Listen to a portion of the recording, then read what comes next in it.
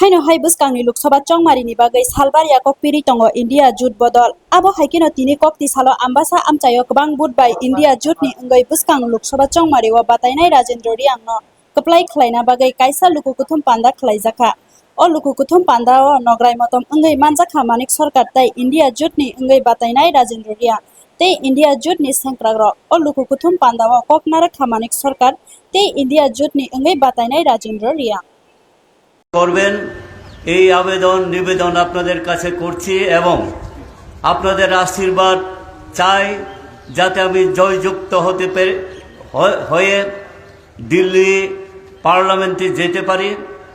যেই কথাগুলো আমরা বলছিলাম এখনো বলছি যে দেশকে বাঁচাতে হবে, আমাদের ভারতবর্ষের সংবিধানকে বাঁচাতে হবে, গণতন্ত্র এবং ধর্মনিরপেক্ষতাকে আমাদের রক্ষা করতে হবে। তাই সমস্ত শ্রদ্ধেয় নির্বাচক মণ্ডলী, মা ও বোনেরা, বন্ধুগণ, আপনাদের কাছে আমি একটাই আবেদন রাখব, আসুন আমরা এই যে সামনে কয়েকটা দিন আমাদের রয়েছে, এই কয়েকদিনের মধ্যে আপনারা সঠিক সিদ্ধান্ত নেবেন এবং আমাকে ভোট দিয়ে জয়যুক্ত করবেন।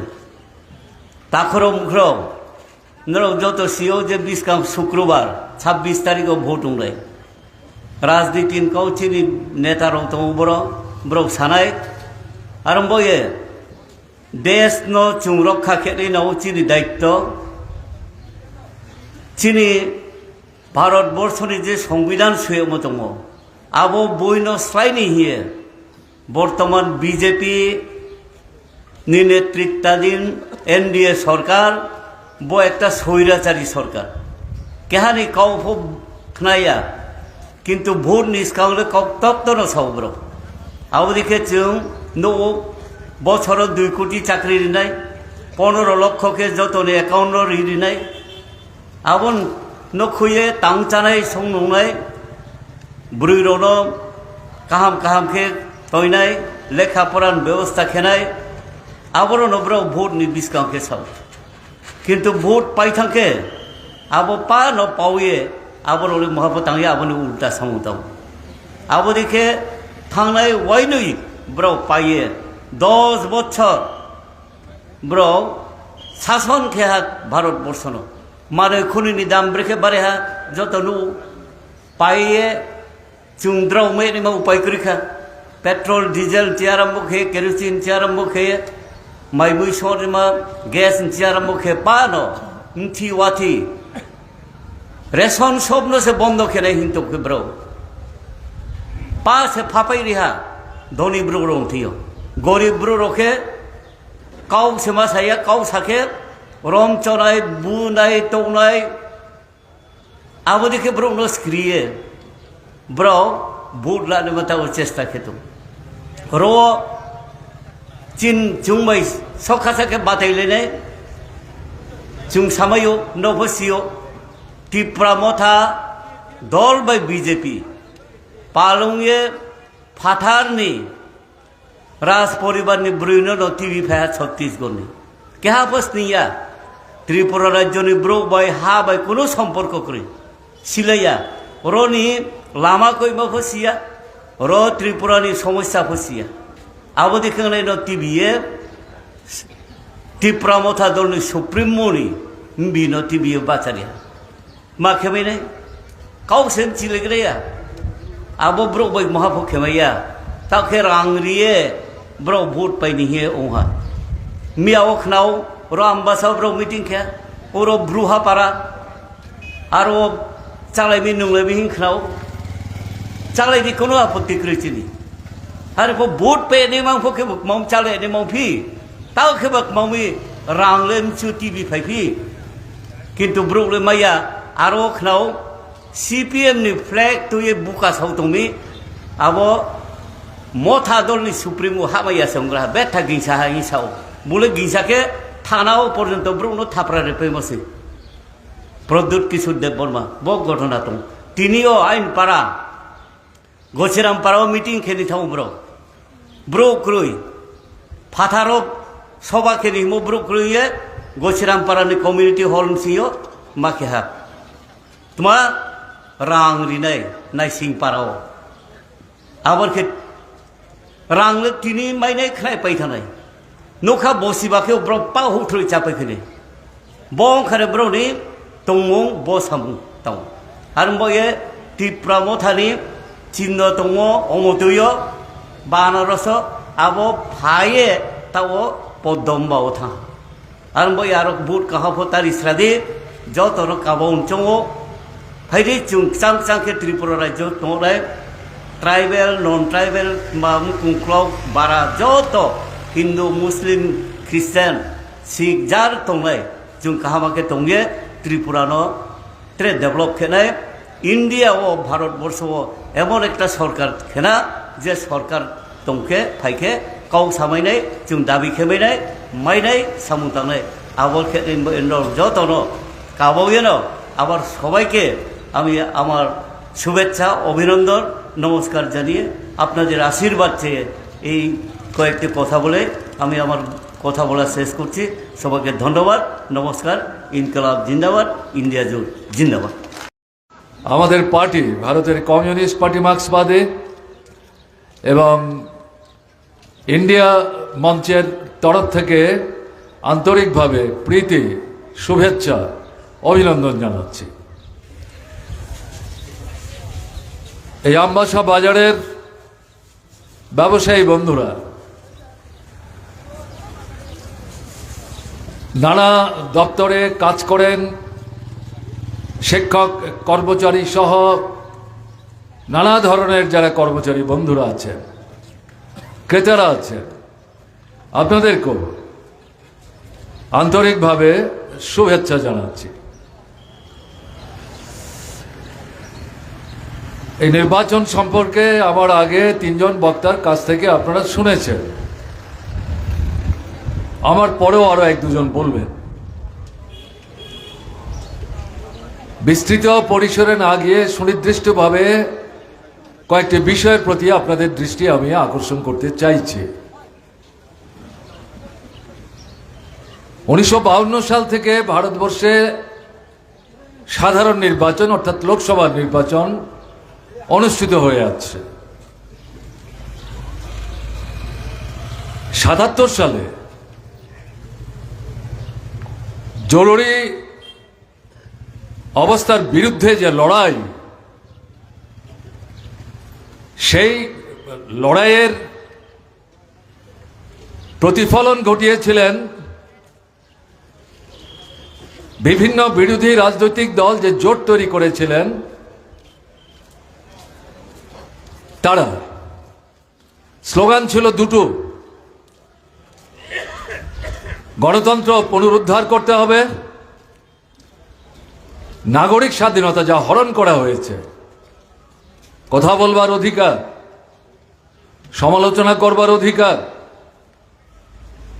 মত ব্যক্ত করা বিকল্প প্রস্তাব সরকারের কাছে বিরোধী দলের কাছে উপস্থিত করবার অধিকার স্বাধীনভাবে গণতান্ত্রিক রাজনৈতিক দল গঠন করবার অধিকার নির্বাচনে প্রতিদ্বন্দ্বিতা করবার অধিকার দেশের যে কোনো রাজ্যে স্থায়ীভাবে বসবাস করবার অধিকার এই যে বিষয়গুলো এই নাগরিক স্বাধীনতার মধ্যে অন্তর্ভুক্ত এগুলো হরণ করে নেওয়া হয়েছিল জরুরি অবস্থা জারি করে এগুলোকে পুনরায় ফিরিয়ে আনতে হবে এগুলোর ভিত্তি শক্তিশালী করতে হবে দুটোই স্লোগান ছিল এবং যারা এই স্লোগান দিয়েছিলেন বিভিন্ন দলের নেতৃত্ব তাদের বড় অংশ জেলখানায় ছিলেন আকস্মিকভাবে নির্বাচনের তারিখ ঘোষণা করে নেতৃত্বকে জেলে আবদ্ধ রেখে তৎকালীন সরকার মনে করেছিল তারাই আবার জিতে সরকারে আসবে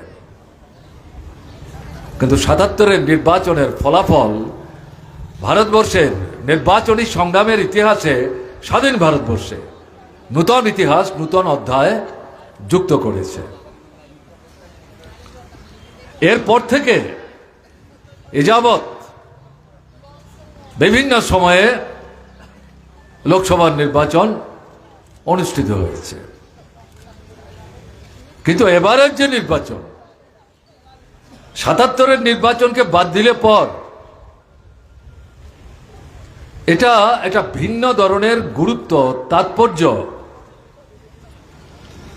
নিয়ে আমাদের দেশের ৯০ কোটি যে নির্বাচক মণ্ডলী আছে, পৃথিবীর কোনো রাষ্ট্রে নাই, তাদের সামনে হাজির হয়েছে।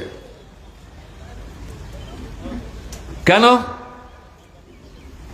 10 বছর যাবৎ ফ্যাসিবাদী সাম্প্রদায়িক দৃষ্টিভঙ্গির অনুসারী রাষ্ট্রীয় স্বয়ংসেবক সংঘ, যাদেরকে আমরা RSS বলি, তাদের নেতৃত্বে পরিচালনায় পরিচালিত যে বিজেপি সরকার, নরেন্দ্র মোদীর নেতৃত্বে সহযোগী অমিত শাহ চালাচ্ছেন, তাতে আমাদের দেশের অর্থনীতি থেকে শুরু করে গণতন্ত্র, ধর্মনিরপেক্ষতা, যুক্তরাষ্ট্রীয় ব্যবস্থা, সমস্ত জিনিসের উপর আক্রমণ একের পর এক সংগঠিত করে চলেছে। স্বাধীন ভারতবর্ষে আমি ৭৭-এর কথা উল্লেখ করলাম, জরুরি অবস্থা বাদ দিলে পর এরকম ঘটনা এই ৭৮ বছরে ভারতবর্ষের সামনে উপস্থিত হয়নি। মানুষের আজকের দিনে সবচেয়ে গুরুত্বপূর্ণ প্রয়োজনটা কি? কাজ চাই, রোজগার চাই, কেনবার ক্ষমতা চাই, মজুরি চাই বেঁচে পড়তে থাকবার জন্য। আছে আমাদের দেশে এটা? আছে ত্রিপুরায়? নাই। জিনিসের দাম বিজেপির 10 বছরের শাসনে প্রতিনিয়ত বেড়েই চলেছে। মানুষের ক্রয় ক্ষমতার সামর্থ্যের বাইরে চলে গেছে। চাহিদা আছে, প্রয়োজন আছে, হাতে পয়সা নাই, যেহেতু কাজ নাই, তাই বাজারে গিয়ে তারা জিনিস কিনতে পারছেন না। পরিণামে উল্টো দিক থেকে সারা দেশে, ত্রিপুরা সহ অর্থনীতিতে মন্দা পরিস্থিতি তৈরি হয়েছে। তার অর্থটা কি? দোকানে জিনিস আছে, মানুষের প্রয়োজন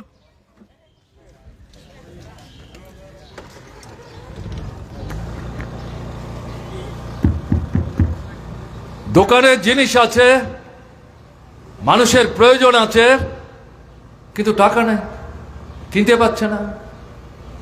আমরা যেখানে দাঁড়িয়ে মিটিং করছি, ধলাই জেলার প্রাণকেন্দ্র, জেলা হেডকোয়ার্টার, বিরাট ব্যবসায়ী কেন্দ্র, বাণিজ্য কেন্দ্র, আমি কি এখান থেকে সবিনয়ে জিজ্ঞেস করতে পারি ব্যবসায়ী বন্ধুদের, বড়, মাঝারি, ছোট, যে পরিস্থিতি চলছে, আপনারা কি সন্তুষ্ট? ধার দেনা করে মালিকের কাছ থেকে জিনিস এনে দোকান সাজিয়ে বসে আছেন, কিন্তু ক্রেতা নাই, আপনার জিনিস বিক্রি হচ্ছে না, মালিক আপনার উপর চাপ সৃষ্টি করছে, বছর শেষ হয়ে যাচ্ছে, তুমি তো আমার যে পাওনা টাকা সেই টাকা তুমি ফেরত দিচ্ছ না, আপনি দেবেন কোত্থেকে? বিক্রি তো করতে পারছেন না, বিক্রি না করলে আপনার হাতে পয়সা কোত্থেকে আসবে? এমনিই তো একবার জায়গা, জমি, সোনা দানা বন্ধক দিয়ে জিনিস এনেছেন, এখন আর কি আছে আপনার হাতে? তো আর কিছু নেই বন্ধক দেবার। এতে দেখা যাচ্ছে ছোট মাঝারি বিভিন্ন দোকানপাট বন্ধ হয়ে যাচ্ছে। এই জিনিসপত্রের দরদাম যে বাড়ছে, এটা স্বাভাবিক, এটা নিয়ন্ত্রণ করা যায় না। আমরা পশ্চিম আসনের পাশাপাশি, পশ্চিম আসনের সম্ভাবনা সুযোগ তৈরি হয়েছিল, পূর্ব আসনে আরো বেশি। 14 লক্ষ ত্রিপুরার উপজাতি অংশের মধ্যে তীব্রামথা বিজেপি একজন ট্রাইবেল খুঁজে বের করতে পারলে না যাকে প্রার্থী করা যায়। দশরথ দেব বা যুবন রিয়াং, জিতেন চৌধুরী, রাজেন্দ্র রিয়াং, তাদেরকে তো বাইরে থেকে ধার করে আমরা আনিনি। এমনকি কিরিট বিক্রম কিশোর মানিক্য বাহাদুর ত্রিপুরা, কেউ প্রশ্ন তুলে নিত।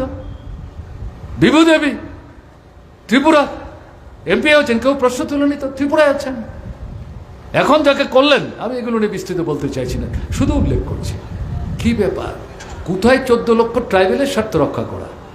এ তো পারিবারিক স্বার্থ। এটা ব্যাখ্যা করে বলার দরকার আছে। ত্রিপুরা মথার সাধারণ সমর্থকদের কাছে চেহারাটা উন্মুক্ত হয়ে গেছে।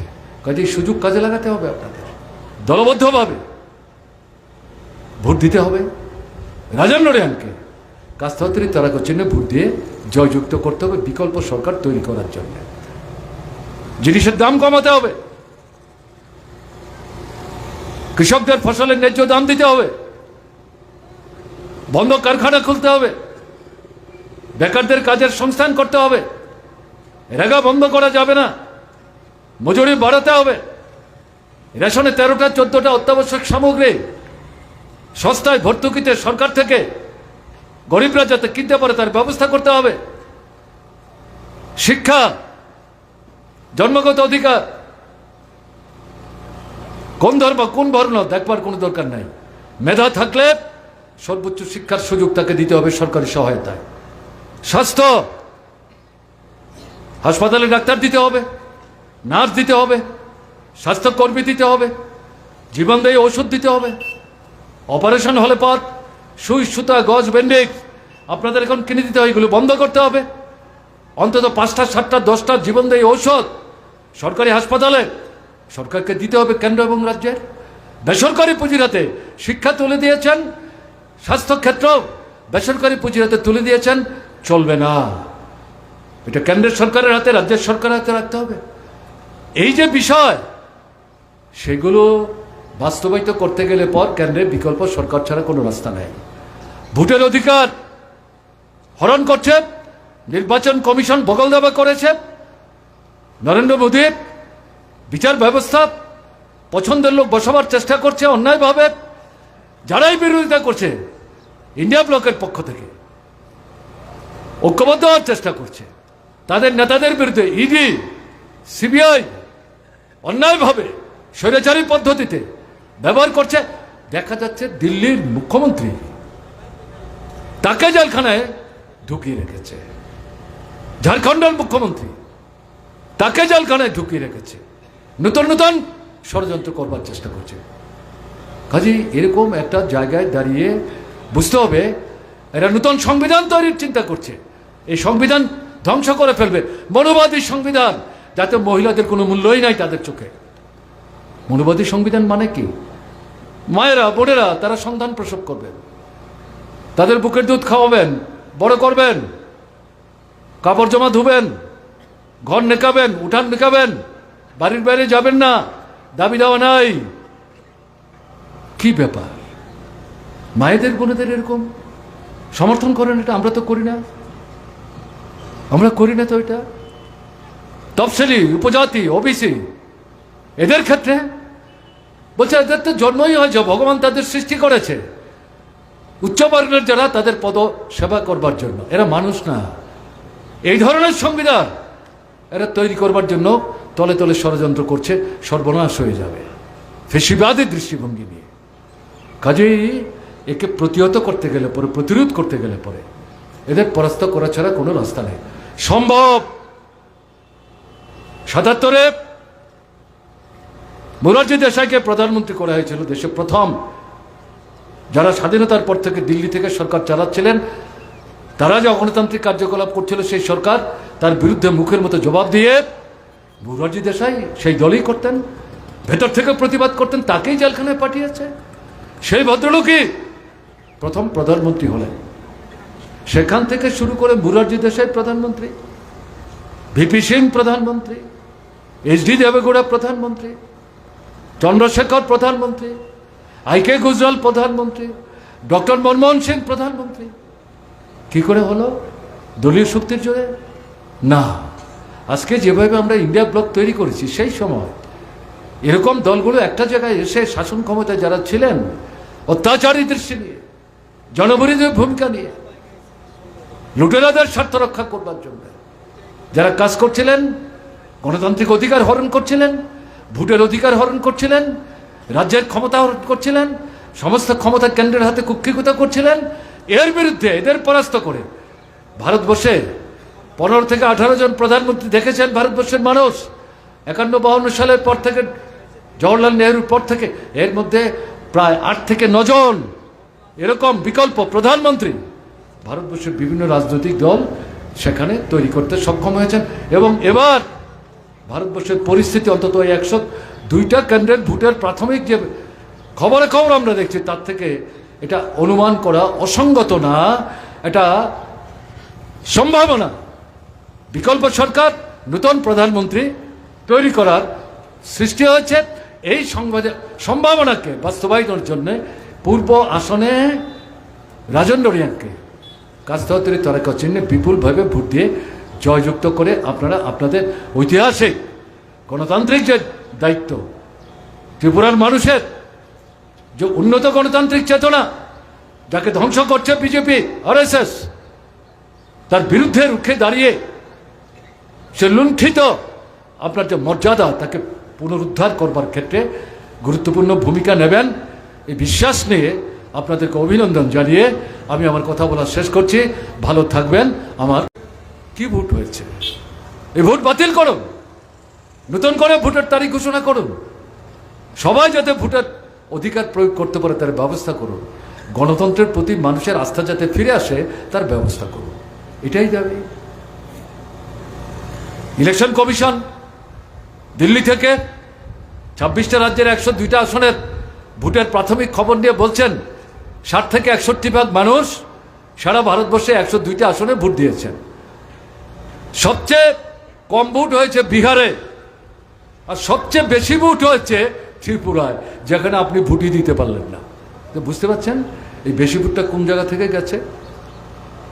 আমাদের রাজ্যের যারা বিজেপি করেন, কেন্দ্রের যারা বিজেপি করেন এবং ইলেকশন কমিশন, তাদের কোনো লজ্জা নাই, এই তথ্য তারা উপস্থিত করছে।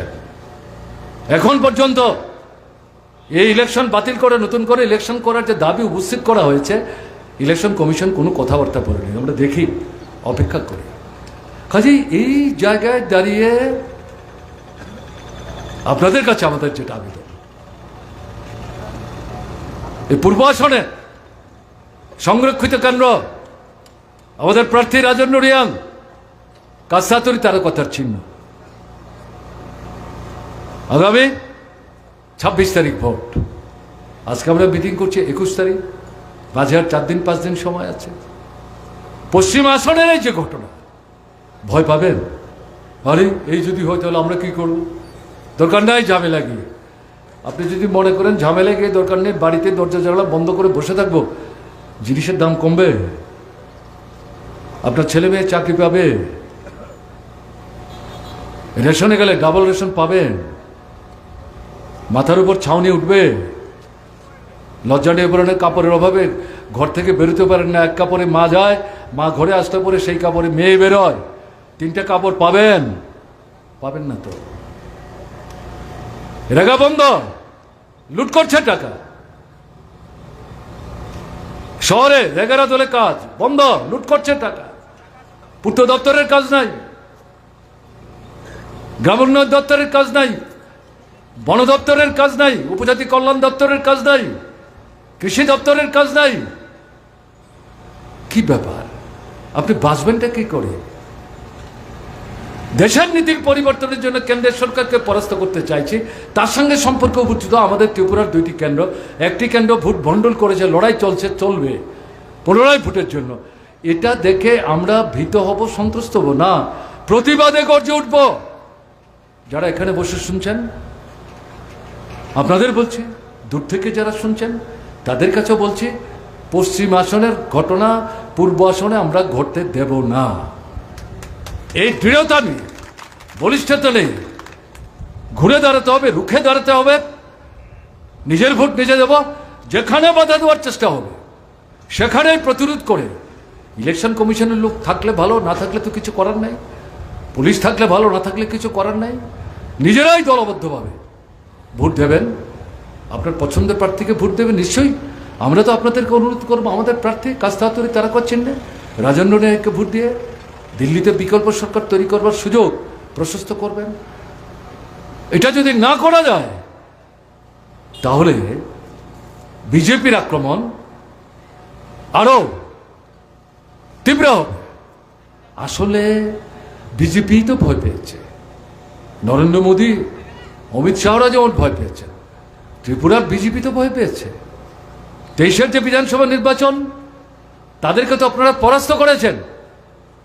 18 নির্বাচনে 51 ভোট পেয়েছিল, নানা অংশের বিভ্রান্তির সুযোগ নিয়ে। আমি সেগুলো বিশ্লেষণে যাচ্ছি না। এবারকার নির্বাচনে 5 বছরের ব্যবধানে 51 থেকে নেমে 39-এ চলে আসলো। এই 39টা ভোট আসল ভোট না, তার মধ্যে 15 থেকে 17টা ভোট আপনার ভোট জোর করে নিয়ে তাদের যারা মাসলম্যান বাহিনী, পয়সার বিনিময়ে তাদের হয়ে ভোট লুট করে, তারা গিয়ে আপনার ভোট দিয়ে তাদেরকে এটাকে 39-এ তুলেছে। আসলে তাদের ভোট 22 থেকে 25-এর বেশি না। এটাই স্বাভাবিক, এটাই অভিজ্ঞতা। এই কারণে ভীত হয়ে পশ্চিম আসনে ভোট করতে দেয়নি। পূর্ব আসনেও এরকমটাই তারা করার চেষ্টা করবে। এবং আরো বুঝতে পারছেন, তীব্র মাথা 14 লক্ষ উপজাতির একমাত্র রক্ষক ধরা পড়ে গেছে।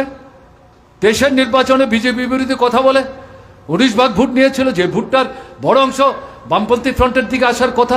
যদি আসে, আসন বাড়ে, ভোট বাড়ে। বিকল্প সরকার, বামপন্থীদের নেতৃত্বে বাম কংগ্রেস সবাই মিলে একটা নতুন ধরনের সরকার তৈরি হওয়ার সম্ভাবনা তৈরি হয়েছিল। তলে তলে বিজেপির সঙ্গে সলাপ পরামর্শ করে, বাইরে বিজেপি বিরোধী, ভেতর থেকে বিশ্বাসঘাতকতা করে বিজেপিকে সরকারে থাকার সুযোগ করে দিয়েছে।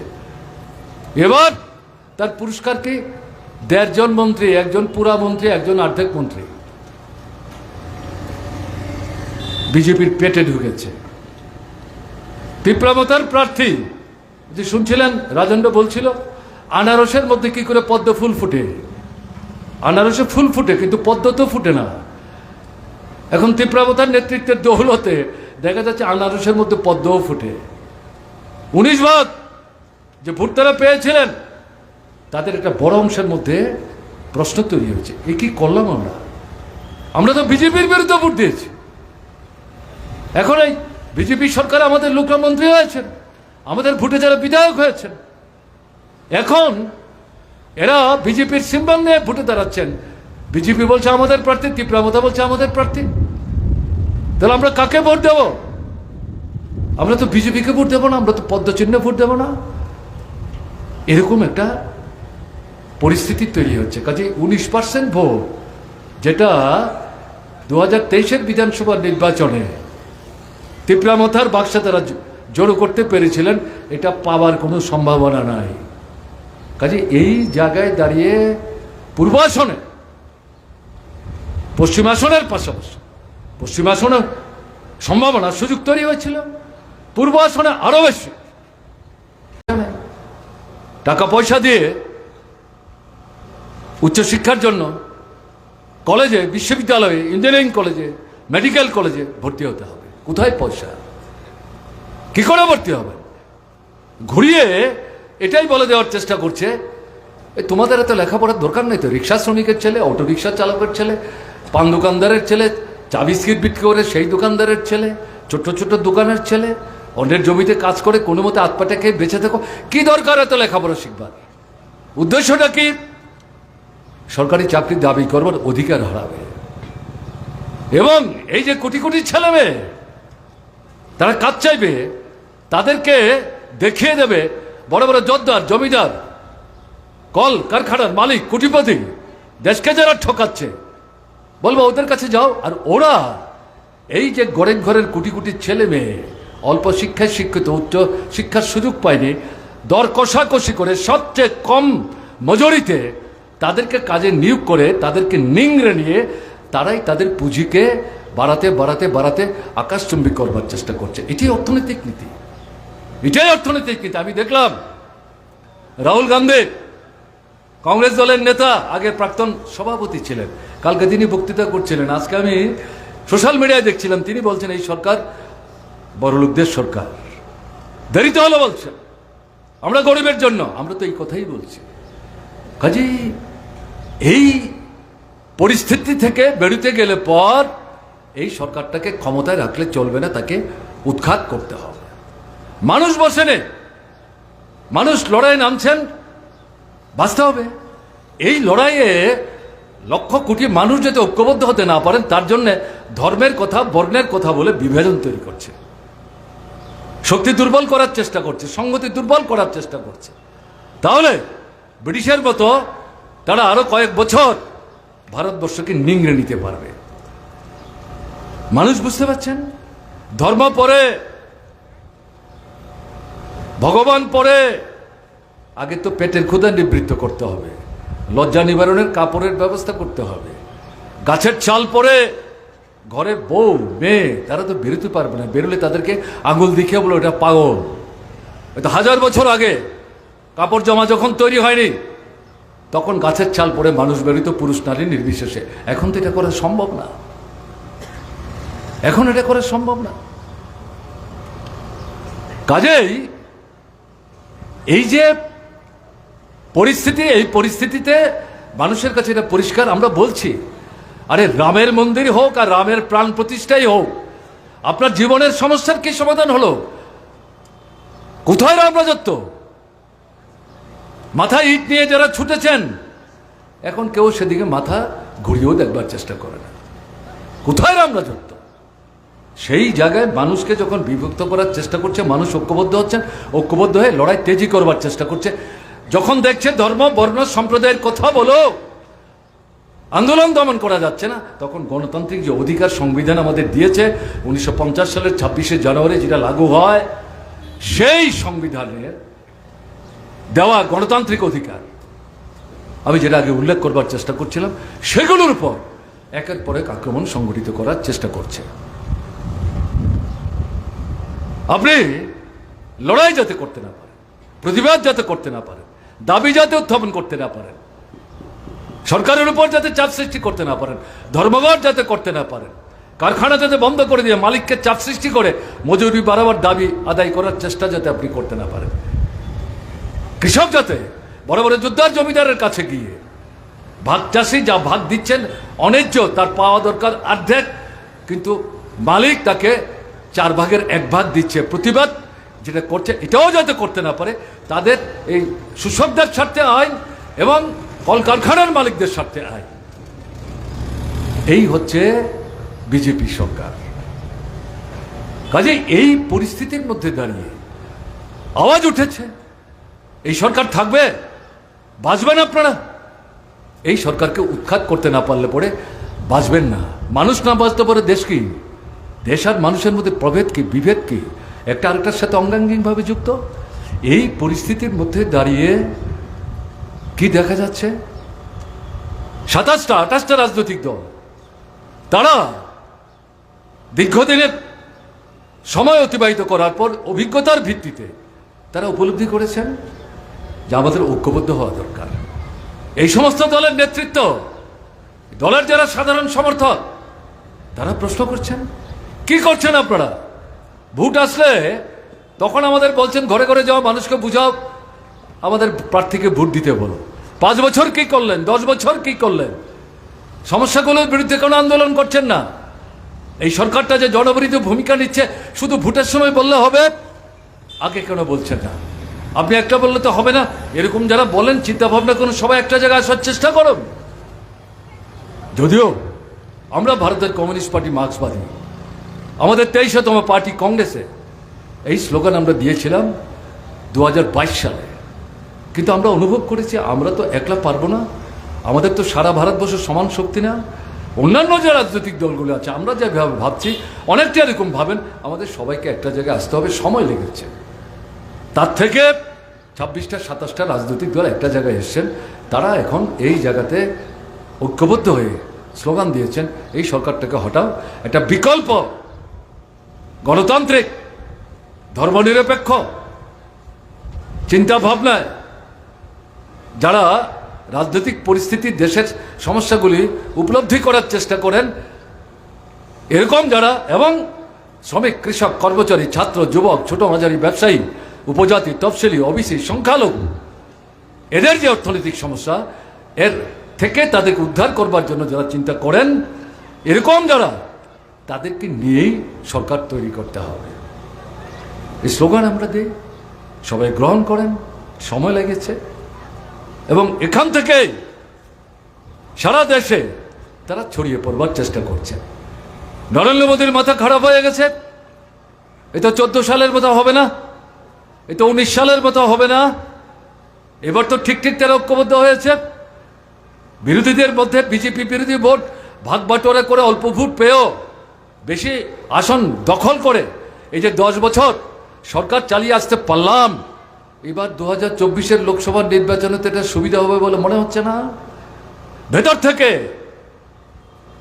এই যে ইন্ডিয়া ব্লক, তার মধ্যে গোলমাল পাকাবার জন্যে তার এজেন্ট বের করেছেন। আমি নাম নাই বা বললাম, আপনারা জানেন যারা খবর রাখেন রাজনীতির। ভেতর থেকে নানা প্রশ্ন তুলে দিয়ে ইন্ডিয়া ব্লকের মধ্যে বিরোধ তৈরি করবার চেষ্টা করেছে, কিন্তু ব্যর্থ হয়েছে। যারা করার চেষ্টা করেছেন, একজন বেরিয়ে গেছেন, বিহারের মুখ্যমন্ত্রী, 5 বার জিতেছেন, 9 বার মুখ্যমন্ত্রী হয়েছেন। কি করে হন? দল পাল্টাতে তিনি অভ্যস্ত। এখন আবার বিজেপিতে গেছেন। নাম বলে তাকে সবার সামনে পরিচিত করার কি দরকার? পশ্চিমবাংলার তৃণমূল, এটা স্বাভাবিক, এটা নিয়ন্ত্রণ করা যায় না। আমরা যারা ইন্ডিয়া ব্লকের পক্ষ থেকে আমাদের প্রার্থীর সমর্থনে আপনাদের কাছে ভোট চাইতে এসেছি, আমরা শুধু সমালোচনা করার জন্য আসিনি। জিনিসের দরদাম বন্ধ করা যায়, আমাদের বিকল্প চিন্তা আছে, বিকল্প ভাবনা আছে। সেটা কি? গরিব কৃষক, মাঝারি চাষি, আমাদের দেশের জনগণের প্রায় 72 জন গ্রামে বাস করেন।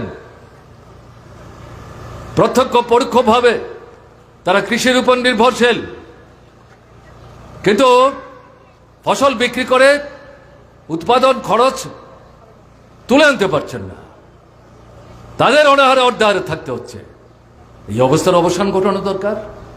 কে ঘটাবে? কেন্দ্রে যারা সরকারে আছেন, রাজ্যে যারা সরকারে আছেন, মূলত দায়িত্ব কেন্দ্রীয় সরকারের। তাহলে কি করা উচিত? উৎপাদিত ফসলের ন্যায্য ন্যূনতম দাম, উৎপাদক যারা কৃষক, ছোট মাঝারি প্রান্তিক চাষি, সেই দাম দিয়ে সরকার থেকে তাদের কাছ থেকে তাদের উৎপাদিত পণ্য ক্রয় করা দরকার। তাহলে এই লোকদের হাতে পয়সা যাবে।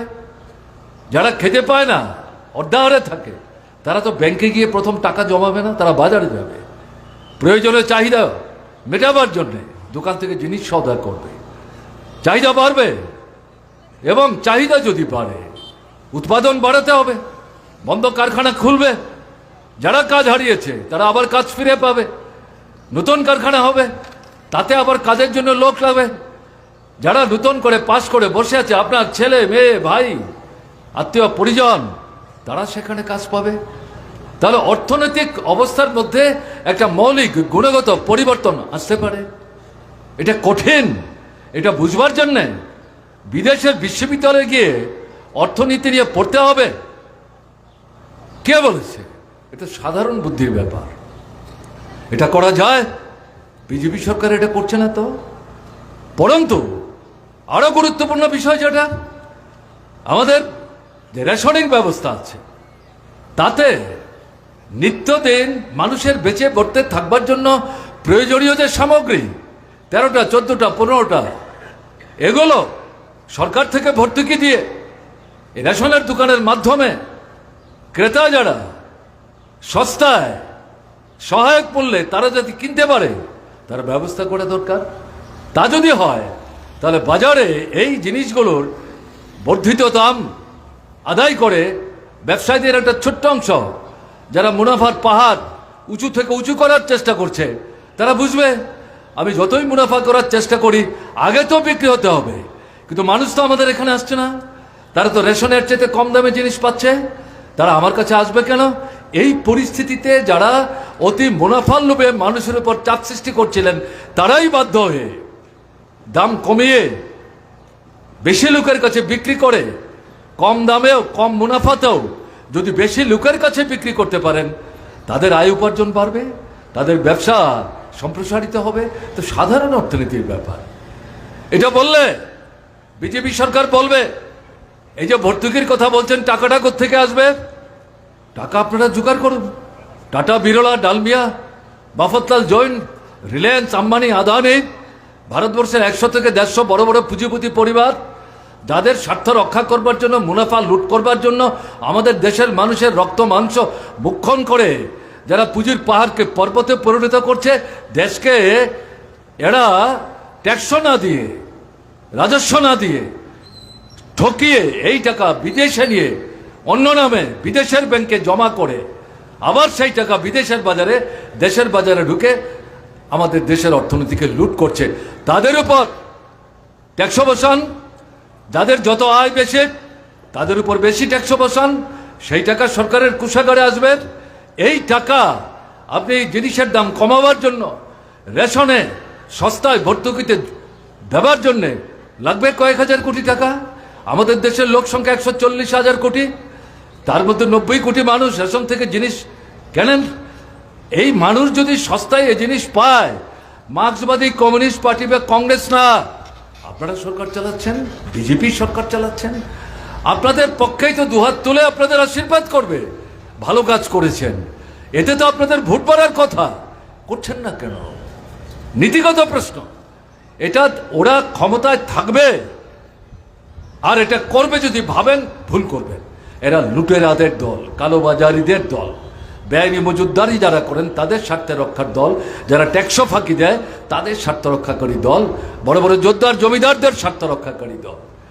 কাজে এদেরকে দিল্লির ক্ষমতায় রেখে এই যে জ্বলন্ত সমস্যা দেশের কোটি কোটি মানুষের জীবনে দগ্ধ হচ্ছেন, এর থেকে মানুষকে রক্ষা করা যাবে না। কাজেই মনে করার কোনো কারণ নেই। আমরা কংগ্রেস, সিপিআইএম কয়েকজন এমপি পাঠাচ্ছি, আমাদের সংখ্যা বাড়াচ্ছি, এটা আমাদের কি আলাদা করে স্বার্থ আছে? আমাদের লড়াই, আমাদের যে চিন্তা, আমাদের যে ভাবনা, আমাদের যে স্বার্থ, সবটা আমাদের দেশের কোটি কোটি মানুষের দৈনন্দিন যে জীবন যন্ত্রণা, তার থেকে তারা যাতে পরিত্রাণ পেতে পারেন তার জন্য যে লড়াই, সেই লড়াইটাকে তেজি করার জন্যে আমাদের প্রতিনিধিদেরকে নির্বাচিত করে দিল্লির সংসদে পাঠাবার জন্যে বারবার আপনাদের কাছে আমরা অনুরোধ করছি। বেকার সমস্যা আপনারা কি জানেন? আমাদের দেশে 18 থেকে 35 বছরের ছেলে মেয়ে মোট যে জনসংখ্যা আছে 140 কোটি, তাদের মধ্যে 100 জনের মধ্যে 66 জন পৃথিবীর কোনো দেশে নাই।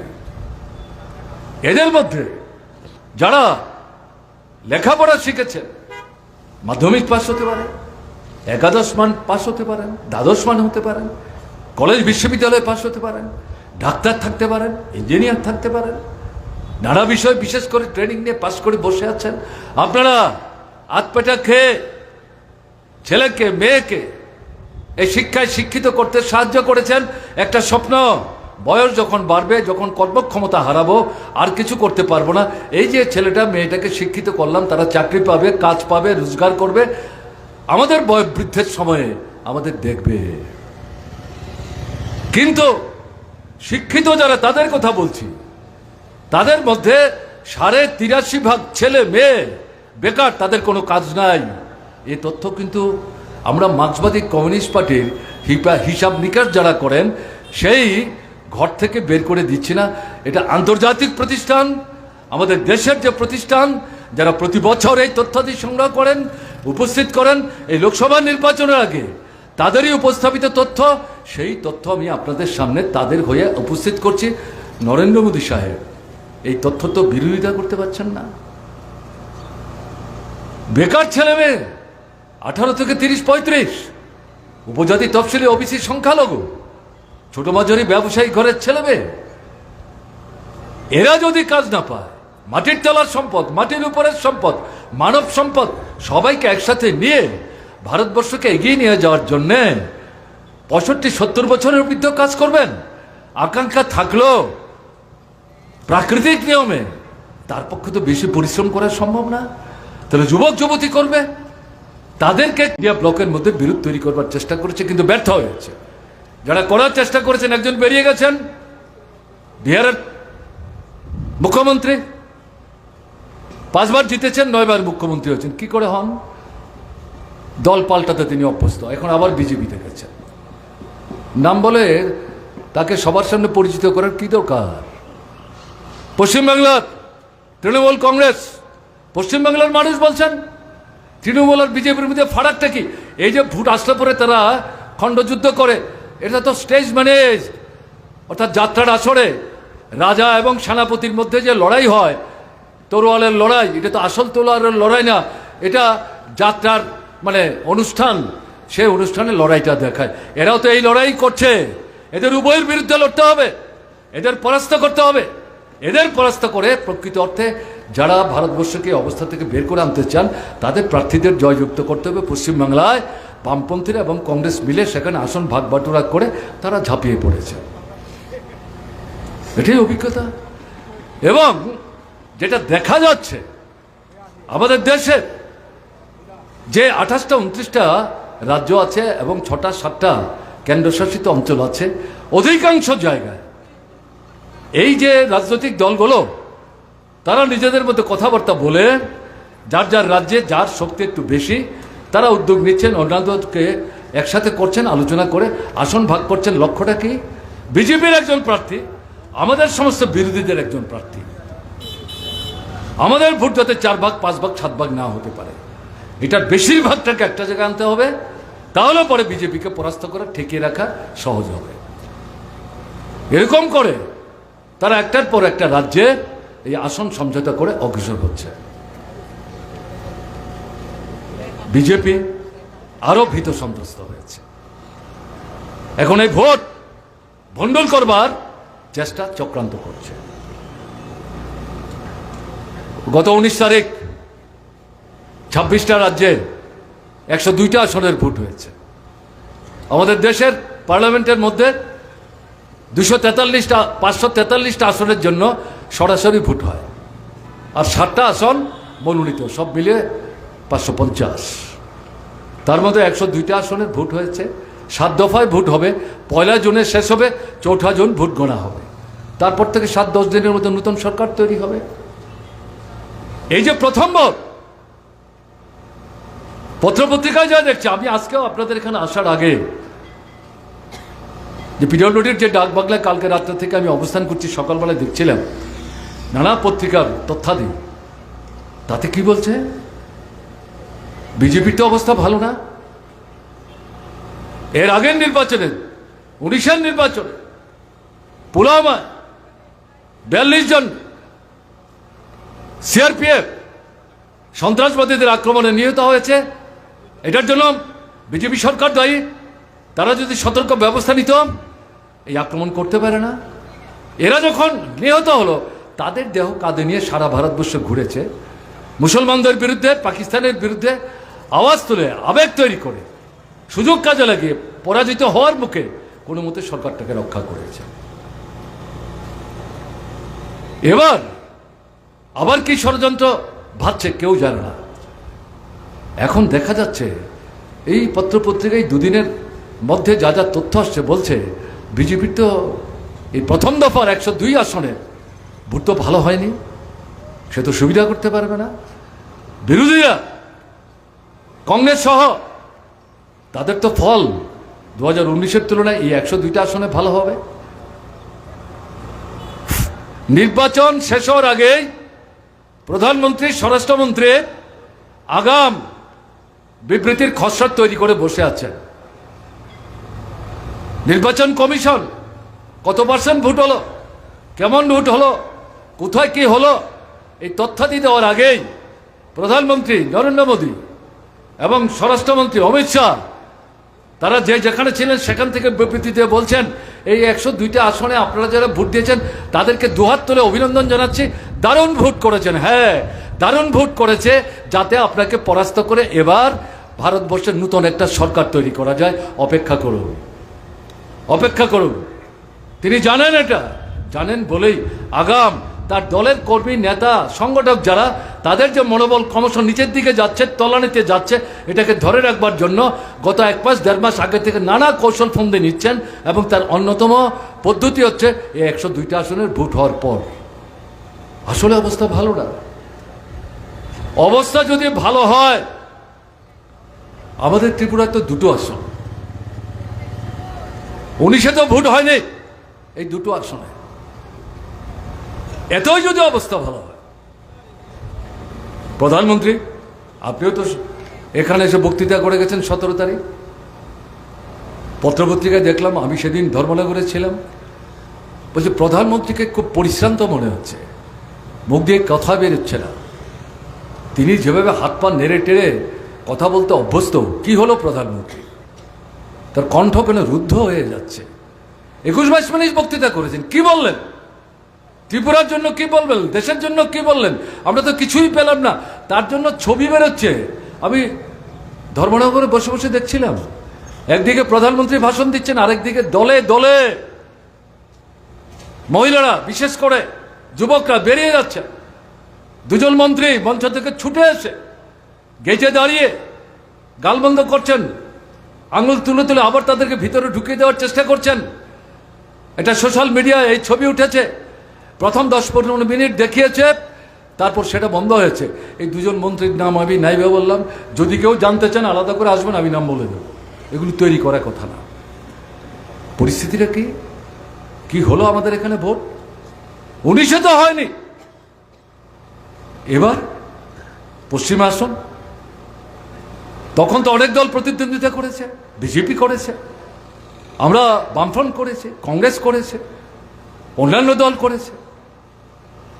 তো এবার আসল লড়াইটা হচ্ছে বিজেপি বনাম ইন্ডিয়া মঞ্চের যে জোট আমরা তৈরি করেছি, ইন্ডিয়া মঞ্চের যে জোট আমরা তৈরি করেছি ত্রিপুরায়, আমরা ভাগ করে নিয়েছি। পশ্চিম আসনে কংগ্রেসের বন্ধু দাঁড়াবেন, পূর্ব আসনে সিপিআইএমের বন্ধু দাঁড়াবেন, যার সমর্থনে আপনারা এখানে মিটিং করছেন। কি হলো? আশিস কুমার সাহা, তার পুলিং এজেন্ট যারা হবে, অধিকাংশ মার্ক্সবাদী কমিউনিস্ট পার্টির ছেলেরা, হতেই পারে, সব জায়গায় সব দলের শক্তি সমান থাকে না, তাতে আপত্তি কি? আমরা তো সিদ্ধান্তই করেছি, আমরাই তো তাকে জেতাবার জন্য তার হয়ে সবচেয়ে বেশি মিটিং, সভা, সমাবেশ, মিছিল ইত্যাদি সংগঠিত করেছি। চিহ্নিত করে করে প্রকাশ্য প্রচার যখন শেষ হলো 5টায়, তারপর থেকে বিজেপি দলের সন্ত্রাসবাদী বাহিনী পয়সার বিনিময়ে ভোটের সময় যারা বিজেপির জন্য খাটে, তারা বাড়িতে ঢুকে ঢুকে নাম ধরে ধরে বলছে এই ইন্ডিয়া ব্লকের প্রার্থীর জন্য পোলিং এজেন্ট হবে, ফিরে দেখবে ঘর নাই বাড়ি নাই, এগুলো ছাই হয়ে যাবে। বাড়ি থেকে মা বলছেন, আমার ছেলে তো বাড়িতে নাই, আপনারা কাকে বলছেন? বলে বাড়িতে নাই তো কি হলো, আপনি শুনছেন তো? মা হয়তো নাই, বাবা আছেন বৃদ্ধ শয্যাশায়ী, বলছেন তারা তো কেউ নাই, বলে আপনাকেই বলে যাচ্ছি, সাবধান করে যাচ্ছে, ইন্ডিয়া ব্লকের প্রার্থীর জন্য কোনো রকম পোলিং এজেন্ট হওয়া যাবে না। এটা হচ্ছে একটা আক্রমণ। আর যে সমস্ত এলাকাগুলোতে 23-এর নির্বাচনে, বিধানসভার নির্বাচনে বিজেপি ভোট কম পেয়েছে, যে সমস্ত বুথ এলাকাতে, সেই এলাকায় গিয়ে গিয়ে দরজায় দরজায় দাঁড়িয়ে হুমকি দিয়ে এসছে, কালকে কিন্তু বাড়ি থেকে বেরোনো নিষেধ, ঘরে থাকতে হবে। কোনো কোনো জায়গায় খাবারের প্যাকেট নিয়ে গেছে, বলে দিয়ে গেলাম, লাগলে কালকে দেব, কিন্তু উঠান অতিক্রম করে গেট খুলে বাইরে যাওয়া যাবে না। বুথকেন্দ্রে যাওয়ার প্রশ্নই নাই, আমরা আছি, তাহলে কি হবে? শ্মশান করে দেব, এই হুমকি। আমরা আবেদন করেছিলাম মানুষের কাছে, ত্রিপুরায় যে অরাজকতা চলছে, এর থেকে যদি বেরোতে চান, তাহলে এখানে বিজেপি সরকার, দিল্লির বিজেপি সরকারের শক্তির জোরে ত্রিপুরার বিজেপি সরকার এই অনাচার এখানে করতে পারছে, জনবিরোধী ভূমিকা নিতে পারছে। কেন্দ্রের সরকারটাকে ক্ষমতাচ্যুত করবার সুযোগ এসছে এই লোকসভা নির্বাচনে। দুটো আসনে আমাদের ইন্ডিয়া ব্লকের প্রার্থীদের জয়যুক্ত করে পাঠাতে পারলে পর শক্তি বাড়বে, বিকল্প সরকার তৈরি হওয়ার সম্ভাবনা তৈরি হবে, উজ্জ্বল হবে। সাহস করে আসুন, এটা একাধারে দিল্লির জনবিরোধী সরকারকে যেমন ক্ষমতাচ্যুত করা যাবে, ত্রিপুরায় যে 6 বছর অরাজকতা চলছে,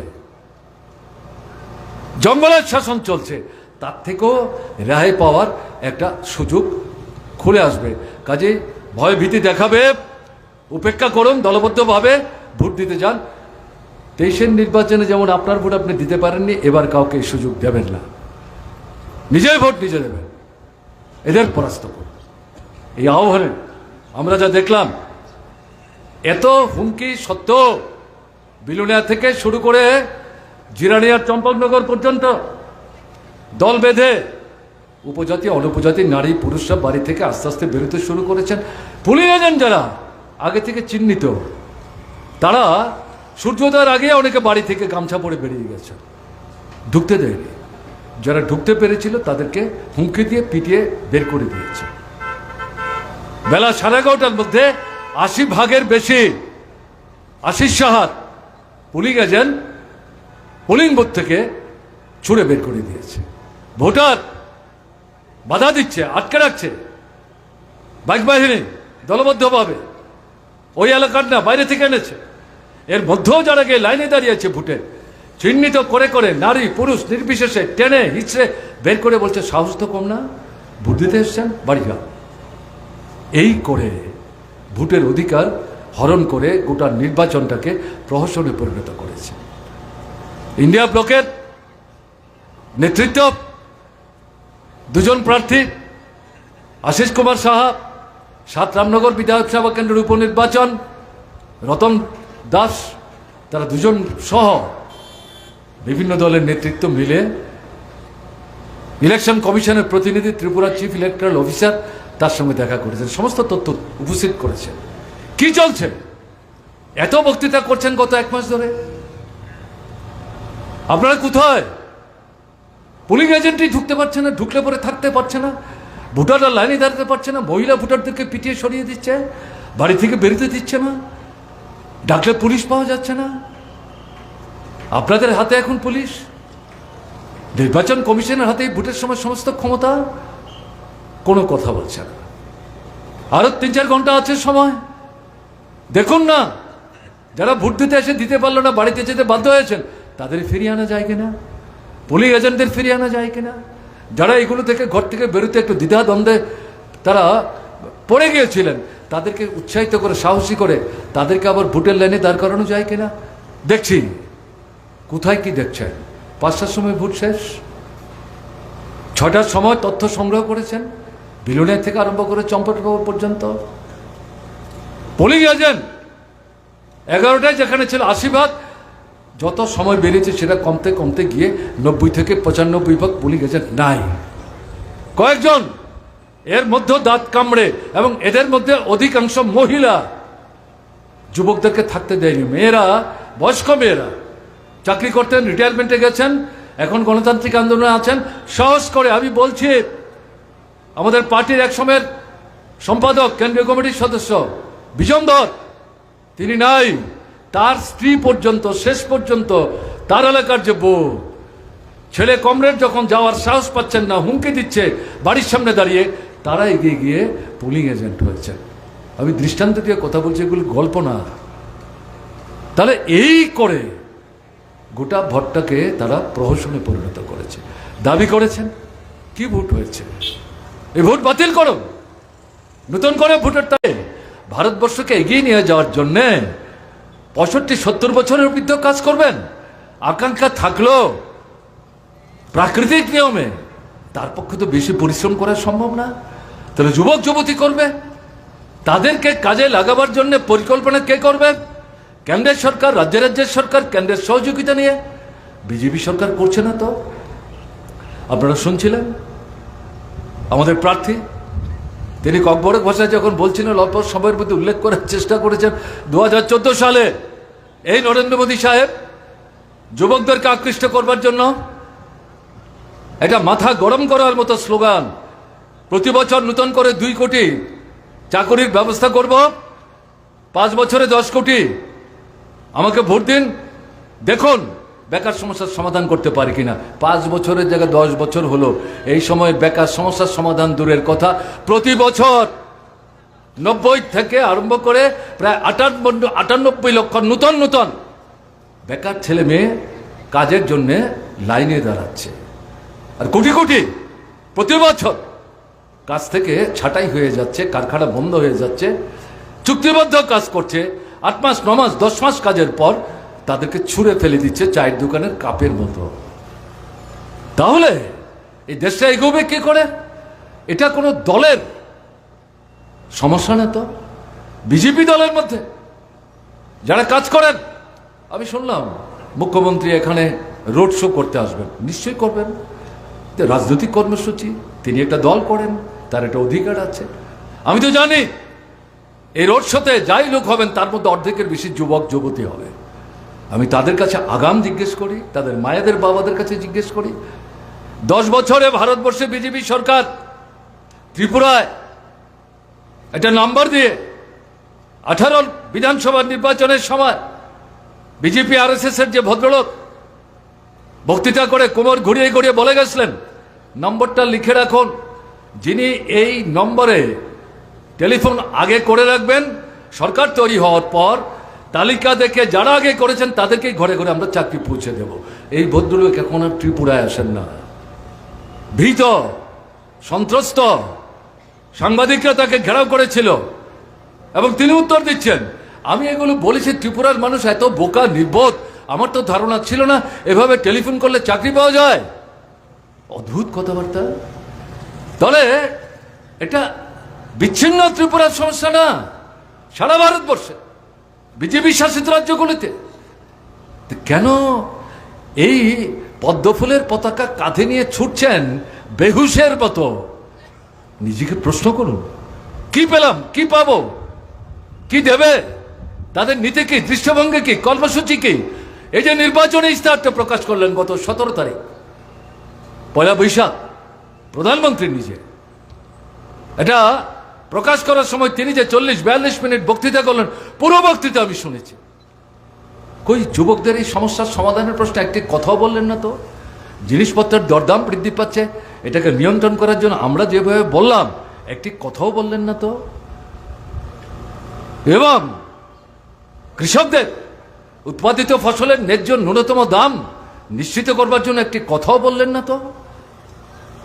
তিনি সেখানে বলছেন 2047 সালে ভারত কিরকম হবে স্বাধীনতার 100 বছর পর, আমরা জিতে যখন সরকার তৈরি করব, জুলাই আগস্ট মাসে আমাদের পূর্ণ বাজেট হবে, সেই বাজেটে তার ছবি তুলব। আর এই মাঝের যে 23 বছর আপনি পেটে গামছা বেঁধে বসে থাকুন, পিঠ তো দেয়ালে, আর তো পিছনে যেতে পারবেন না। জিজ্ঞেস করবেন বিজেপির লোক যারা আসবে ভোট চাইবার জন্য, তাদের জিজ্ঞেস করবেন এটা কি বক্তব্য, কিছু বুদ্ধি আছে, কিছু চিন্তা করার ক্ষমতা আছে?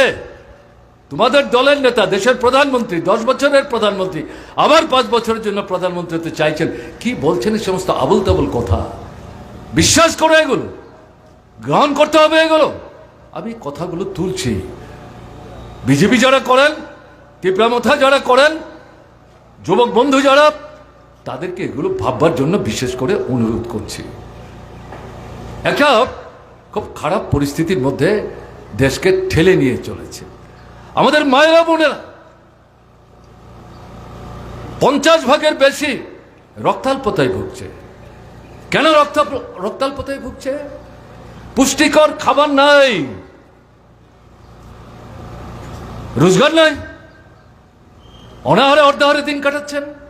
সবাইকে খাওয়াবার পর রাতের বেলা যখন মাটা বোনটা ঘুমোতে যায়, কেউ খবর রাখে না সে কি খেলো কি খেলো না। এক গ্লাস জল খেয়ে বাতি নিভিয়ে দিয়ে মশারির তলায় গিয়ে চুপচাপ শুয়ে পড়ছেন। এরপরেও প্রাণাধিক প্রিয় শিশু সন্তান তার পিঠ বুলাচ্ছেন। এই মা, শিশু যখন তার বুকের দুধ খেতে চাইবে, রক্ত যদি দেহে না থাকে, দুধ কোত্থেকে তৈরি হবে? কোথায় দুধ পাবে শিশু? অবস্থাটা কি?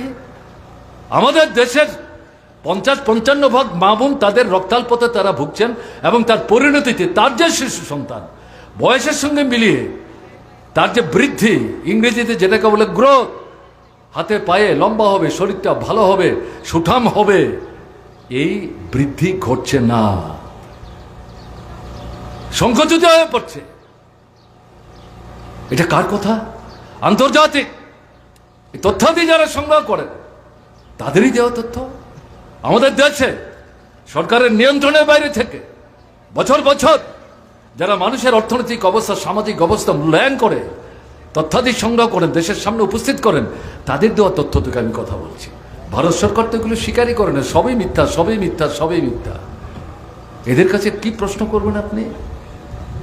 আমাদের দেশে এই 10 বছরের শাসনে ধনী এবং গরিবের মধ্যে ফারাক আসমান জমিনের মতো হয়ে গেছে। অল্প লোক এরা সম্পদের দিক থেকে আমাদের দেশের 50-55 ভাগের বেশি সম্পদের অধিকারী, মালিক তারা। আর বাকি যারা আছেন 85-90 জন, তারা 5 ভাগ, 7 ভাগ, 10 ভাগের বেশি না। তো তাদের ঘরেরই তো আমি যে মা বোনদের কথা বললাম, তাদেরই অবস্থা। তাহলে আমাদের দেশটা কি করে দাঁড়াবে বলুন তো? আগে তো এইগুলি আমাদের ভাবতে হবে নাকি? তাহলে এই যে পরিস্থিতি চলছে, এই পরিস্থিতি থেকে বেরোতে হবে। শিক্ষা ব্রিটিশ শাসিত ভারতবর্ষে অধিকার ছিল না, স্বাধীন ভারতবর্ষে এটা জন্মগত অধিকার। কোন দল, কোন জাতি, কোন বর্ণ, কোন সম্প্রদায় সমস্ত কিছুর ঊর্ধ্বে পড়তে চায়, তাকে সাহায্য করতে হবে সরকারের। কেন্দ্রকে উদ্যোগ নিতে হবে, রাজ্যকে ভূমিকা নিতে হবে। আমরা ত্রিপুরায় বামফ্রন্ট সরকার কলেজ অবধি বিনা পয়সায় পড়বার ব্যবস্থা করেছিলাম। ক্লাস 5 দিয়ে শুরু হয়েছিল, ক্লাস 8, তারপরে 9, তারপরে 10ম, তারপরে দ্বাদশ মান সব ছেলে মেয়েদের বিনা পয়সায় সরকার থেকে বই কিনে দেওয়া হয়েছিল। সব বন্ধ। নতুন আইন তৈরি করেছে বিজেপি সরকার 2020-এর শিক্ষা আইন। তার মূল কথা কি? গরিবের ছেলে মেয়ে, মধ্যবিত্তের ছেলে মেয়ে, নিম্নবিত্তের ছেলে মেয়ে তারা উচ্চশিক্ষার সুযোগ পাবে না। টাকা নাই, পয়সা নাই। টাকা পয়সা দিয়ে উচ্চশিক্ষার জন্য কলেজে, বিশ্ববিদ্যালয়ে, ইঞ্জিনিয়ারিং কলেজে, মেডিকেল কলেজে